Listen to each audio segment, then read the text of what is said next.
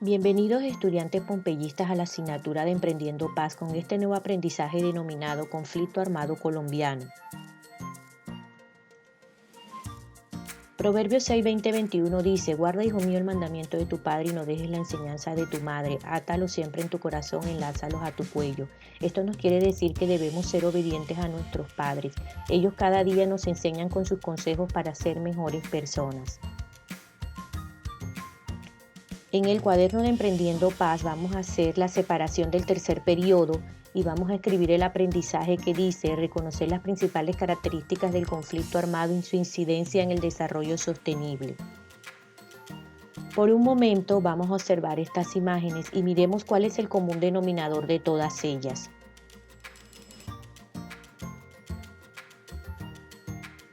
¿Qué es un conflicto? Los conflictos son situaciones de enfrentamiento de valores, intereses, aspiraciones, deseos, necesidades entre grupos o miembros. En situaciones de conflicto, cada grupo o individuo utiliza distintos medios para alcanzar sus propios objetivos. Cuando existe un conflicto es porque no estamos de acuerdo con la otra persona o no nos parece el punto de vista de aquello. Por lo tanto, en los conflictos, en muchos casos interviene la violencia para poder defender un punto de vista y poder plantear el punto de vista que nosotros pensamos frente a lo de los demás. Pero ahora miremos qué es el conflicto armado en Colombia. El conflicto armado colombiano es un conflicto armado interno, es decir, dentro de nuestro país, que se desarrolla en Colombia desde principios de la década de los años de 1960 y ha pasado por una serie de etapas. Estas etapas han sido más predominantes cuando se comenzó a financiar con el narcotráfico. La historia de Colombia en los últimos 60 años ha estado marcada por el conflicto armado, que ha sido por mucha violencia, desplazamientos forzados de muchas personas, etc. En sus inicios se dio por la desigual repartición de tierra y falta de espacios para participación política, dio cabida a esto a la violencia y a la lucha armada. Este método se vio más cuando se comenzó a introducir el narcotráfico en nuestro país, el narcoterrorismo, la presencia de nuevos actores políticos y armados en una constante lucha, en una constante guerra donde hubo mucho derramamiento de sangre. En este contexto, los grupos armados han justificado el uso de la violencia por considerarla el único método para poder transformar la sociedad y con la intención de no permitir cambios considerados como ilegítimos. Esta es la historia del conflicto en Colombia en 3 minutos.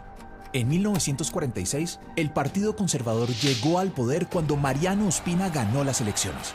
Al querer evitar la violencia, le repartió puestos a sus opositores, pero al no lograrlo en todas las regiones, las disputas aumentaron. Poco a poco los abusos de poder y la compra de armas por parte de los liberales empezaron a anticipar un enfrentamiento. La violencia estalló en 1948 con el asesinato de Gaitán. Sus seguidores provocaron disturbios en todo el país. En Bogotá, desde emisoras vociferaban: «¡Vamos a hacer la revolución!». Pero no hubo revolución, solo violencia. Los pueblos se convirtieron en tumbas. Se formaron guerrillas liberales y ejércitos conservadores que por igual desplazaban a las familias de sus tierras. Los enfrentamientos habían acabado la vida de más de 300.000 personas cuando el general Rojas dio su golpe de estado en 1953. Rojas decretó una amnistía general y la mayoría entregó las armas. A medida que se convirtió en un líder carismático, empezó a distanciarse de los partidos tradicionales. Así que desde los periódicos, la oposición liberal y conservadora se hizo férrea. La solución de Rojas fue cerrarlos. Su medida no frenó las críticas. Las protestas, el bajo precio del café, la oposición de los partidos y los industriales llevaron a la dictadura a su final. Pero, ¿cómo gobernar el país sin enfrentarse por el control de la burocracia? El Frente Nacional fue la respuesta. Los partidos tradicionales se repartieron los puestos y alternaron la presidencia durante 16 años. Y aunque la violencia bipartidista disminuyó, no terminaron los conflictos.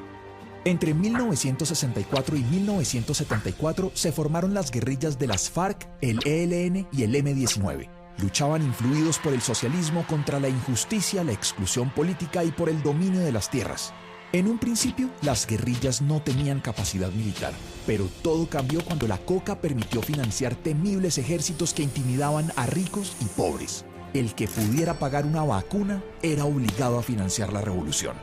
Cuando Betancur inició las negociaciones con las guerrillas en 1982 mientras hablaban de paz, las FARC ampliaba sus frentes con extorsiones y coca, y los paramilitares apoyados por mafiosos y militares asesinaban a políticos de izquierda. Entonces el gobierno inició una guerra contra la pólvora del conflicto, el narcotráfico. La respuesta del cartel de Medellín fue amedrentar a la población con bombas, asesinatos y secuestros, y así las décadas de los 80 y 90 estuvieron marcadas por el terror. La situación empezó a cambiar cuando el Estado ganó terreno gracias al Plan Colombia y una intención decidida de recuperar el terreno perdido. Los paramilitares se desmovilizaron y tras los duros golpes que recibieron las FARC, empezaron los diálogos de paz. Solo el tiempo dirá si los colombianos lograremos algún día perdonarnos. Muy bien, ahora vamos a realizar la actividad de afianzamiento en donde vas a hacer un esquema, vas a utilizar muchos colores en los que vas a representar los principales actores o participantes del conflicto armado colombiano. Toda la descripción de esta actividad la encontrarás en la guía de aprendizaje. Muchísimas gracias por su atención. Más adelante vamos a estar hablando de las causas y consecuencias que tiene el conflicto armado. Es un tema muy amplio que ha estado azotando nuestro país y por lo tanto vamos a conocer cada día más. Dios les bendiga a todos.